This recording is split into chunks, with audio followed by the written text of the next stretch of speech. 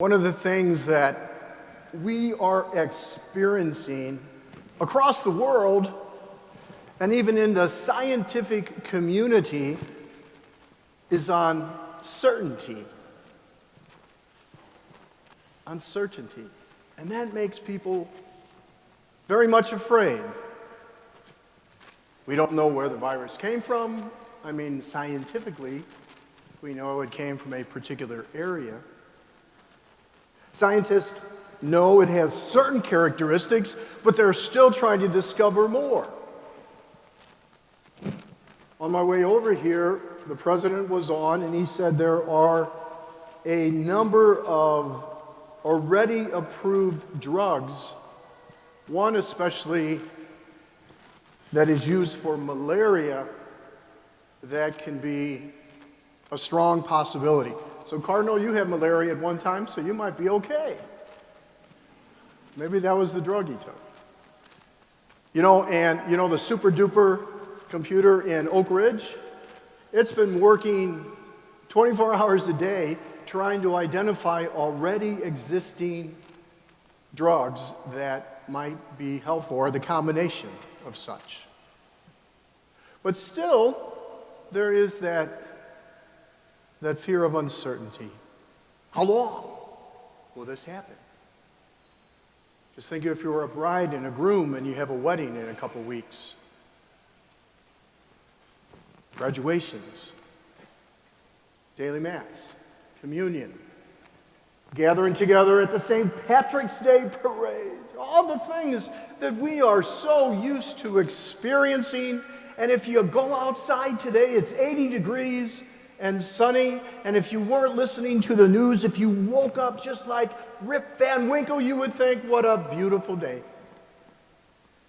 Unless you look at the stock market. You know, they're moving all the stockbrokers to the basement so they can't jump out the window. Uncertainty. When I was in second grade, I received First Communion on April 4th from Monsignor Lloyd Sullivan. God be good to him. 2 days later, I was confirmed by Joseph Cardinal Ritter, his predecessor. And I remember leading up to the time of the confirmation, we had to choose names. I wanted Joseph. My mom wanted John, to honor my grandfather, who was born in 1877 and lived just for a few years after my confirmation. John, Joseph. Guess who won? Mom. Your grandfather's not going to live much longer. Mother guilt and Catholic guilt got to me. But I also know in my heart, and I remember this, that when I was confirmed in Latin and got smacked, I guess, I don't remember that, but I remember I prayed to St. Joseph at some moment of that day. I can remember that, even when it was in 1964. So legally, my confirmation is John. But according to God, it is John Joseph. And then later on, it's kind of funny, on May 1st, 1985, I was ordained a deacon on the Feast of St. Joseph the Worker. And I was ordained by John Joseph Cardinal Carberry. Ain't that kind of ironic, huh? And then later on, 11 years ago today, wearing this and this and this and this, I was ordained a bishop on the Feast of St. Joseph, the husband of Mary. This man, well, it's really not him because he's kind of short. But this man dealt with uncertainty. Uncertainty. He loved Mary. He loved Mary. They were betrothed. And he found out that she was with child. And according to Jewish law, she could have been stoned to death because she was not married per se. Betrothed. The uncertainty. A good and pious man, that's what we hear by tradition. Uncertainty. And then an angel of the Lord appeared to Joseph and said, hey, bud, don't worry about it. Don't worry. Have hope. And he did. Later on, there was uncertainty after the birth of Jesus. Here he was a protector. To the outside world, he was the father of Jesus. A man chosen by God from all of history, as I've said so often, to be the protector of Mary, the one who would love Mary as his wife, and to teach Jesus how to be a man. Wouldn't you have loved to have one of those Go cameras in their house for 30 years or whenever Joseph died? What did they talk about? What did they discuss? What was the interaction of Joseph to Jesus? Don't use that saw, you're going to cut off your thumb. Don't worry about it, I can take care of that. No, that wasn't part of the conversation. But I would have loved them in part to listen. But again, in the history of Joseph's life, right? Newborn child, Mary, a long journey. We don't know how Mary felt, tired, exhausted, dusty. And then in the middle of the night, that angel shows up again. And he said, all right, pick up everything. Put Mary and the child on the donkey, and off you go to Egypt, which was a long way. Uncertainty. And yet he trusted.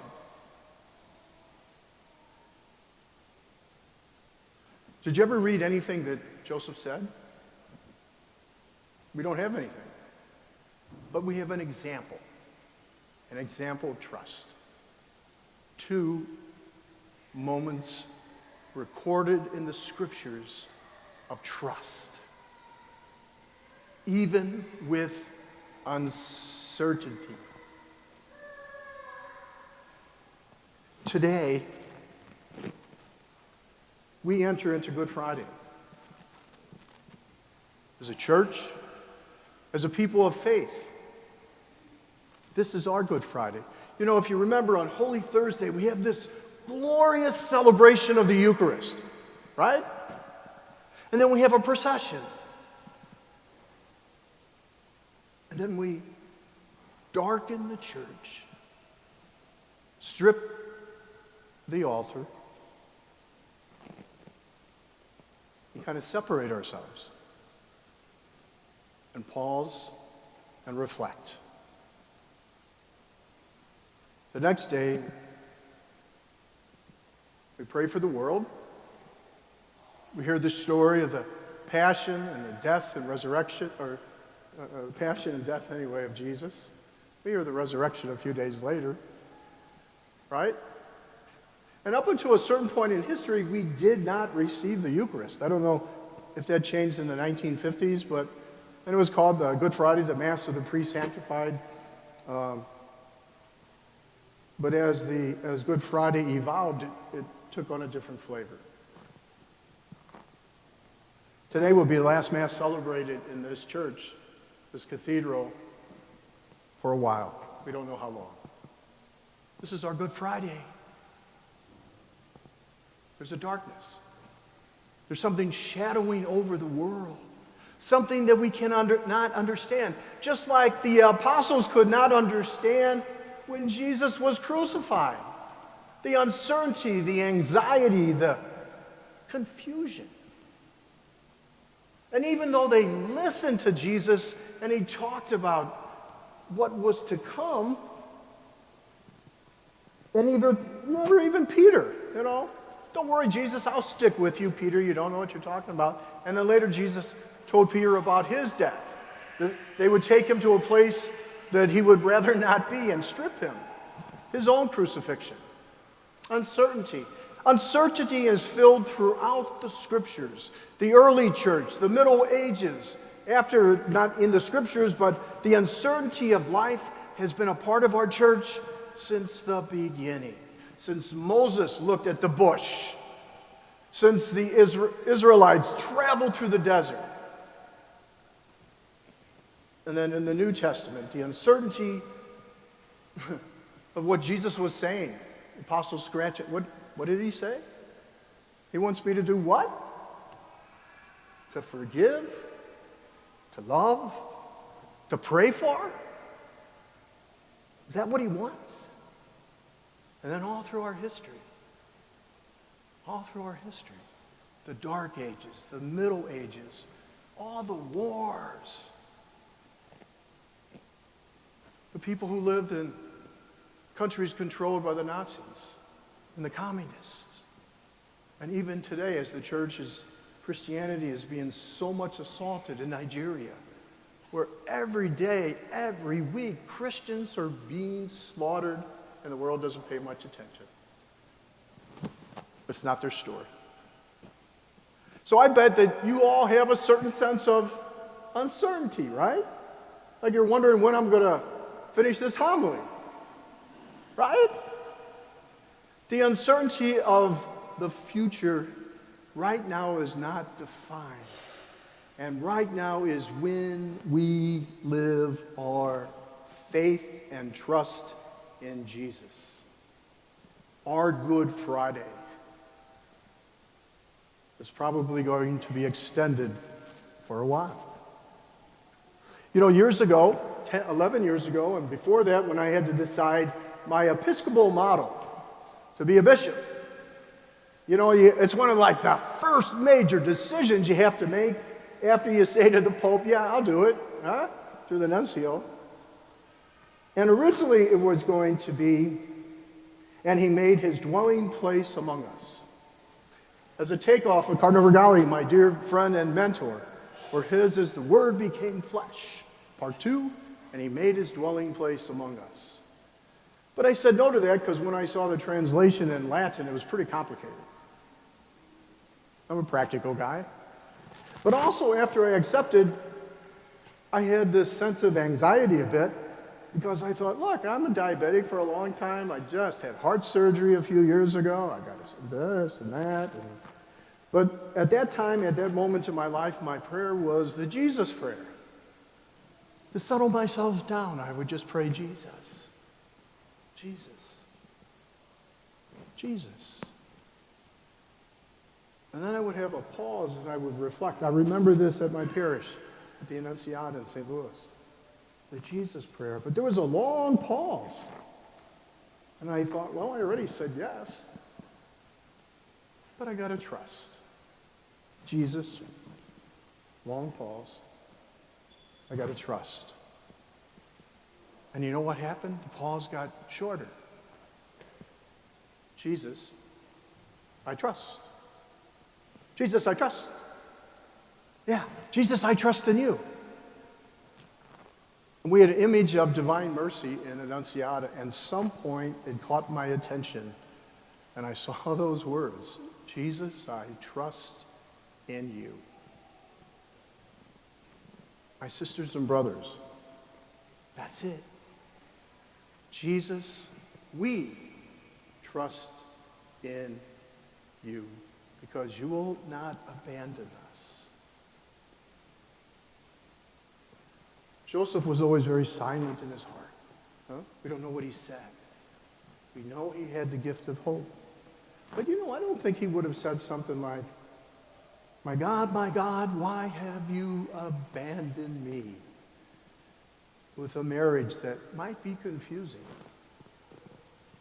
With traveling through the desert to go to the land of my family, to go to Egypt.